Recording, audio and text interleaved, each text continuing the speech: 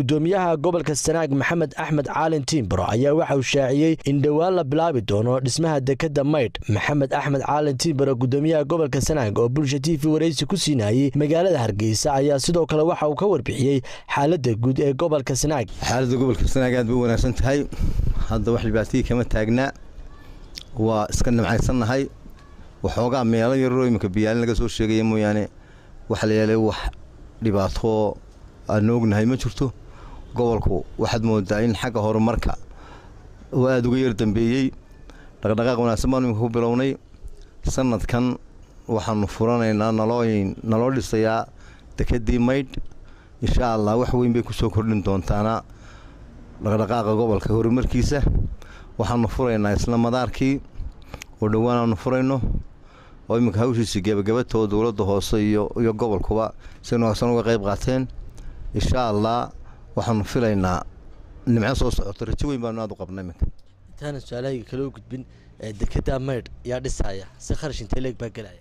dekada Maydh waxaa dhisaysaa sanduuqa horumarinta Somaliland SDF la yiraahdo laga dhisayaa.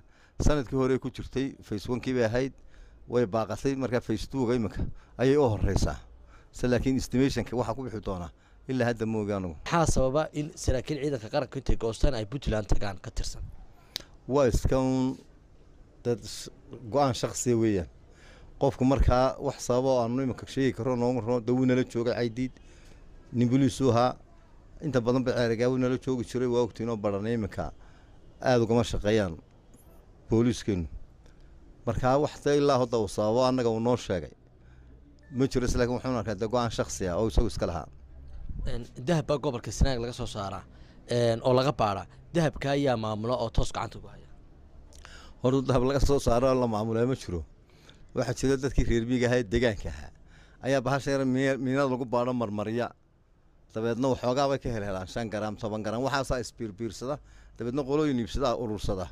laakiin dahab weyn oo inta la qodo imika laga soo saaro Sanaag ma jirtee. waa been fakatay runimo gaadhown wuu ku jiraa dahab. waa qobol qani qobolku. laakiin cid ilaa hadda de company weyn oo dawladdu leeshiso gacan dawladeed gashay ma jirto. cid kale sharaa'igo lila heshiiyay ilaa hadda gashay ma jirto. nabadayntii runtii de guddi baa ku jirtay, wasiirra ku jiray. waxaanaga kaliya ugu kooban ma ahayn. dawladdu oo dhan bay u guntatay meel wanaagsan bay maraysaa. haddii aan la yidhaa waxa imika noo dhimanin sulux baa la isla qaatay, dadkii wuu iska can mariyey in magtii loo kala qaadaan noo harsan. magtana insha Allah waxaa loo balansan yahay bisha 1 soo socota bisha 3 in guddidii halkan odayaasha hay'adda salaadiinta uu hogaaminayay suldaanna walaanu iska raacno in halkii la tago in ceelaf la tago.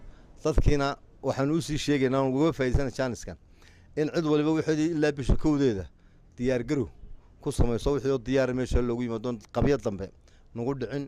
waxaanu filaynaa dadkuna waa dad wada dhashay, waa dad cid walba iska xigo ehel iyo walaaliya qaraabo iyo oo aan marnaba si loo kala saaraabaan jiroon meel kale tagaynin.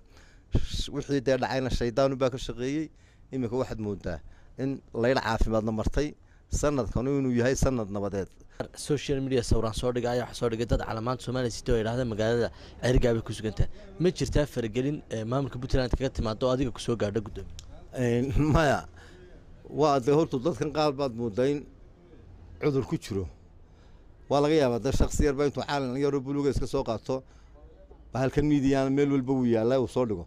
laakiin cid Cergaab gudaheeda iyo agagaarkeeda midna caalan Somaliland aan ahayn la imanaysa ma jirto. ma jiraan Somaliland iyo wax dhaafsiisan Puntland iyo Soomaaliya wax qusayo Cergaab agagaarkeeda lagu arkaya ma jiraan. ugu dambeyntii su'aasheeda ugu dambaysa anaga waraysiga ma xilna gudoomiye waxa tahay Gamal Baaxado Jabaad Caara ka tirsan waad soo dhaweysay saraakiil kale oo tiro badan. caare isaga hawshiisii ma ku jirtaan inaad dib u soo celisaan? dadka qaar ayaa waxa leeyahay mudane gudoomiye baraha bulshada soo dhigayaan in ciidamadan imanaya kolba ay yihiin ay dad mashruuc ka dhaxdeeyay. ma jira wax mashruuc arinta laga dhaxdeeyay?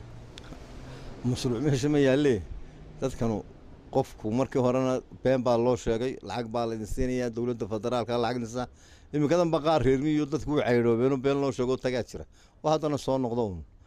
laakiin wax weynoo cid ka shaqaysanayso ka faa'iideysanayso waa laga yaabaa dad si qurba jooga ayaa had iyo jeer waxay yiraahdaan sidii wax nooc jabhad baanu samaynaynaa iyo riyay iskaga nool yihiin. luqmaan maxamed faarax bulsho TV hargeysa.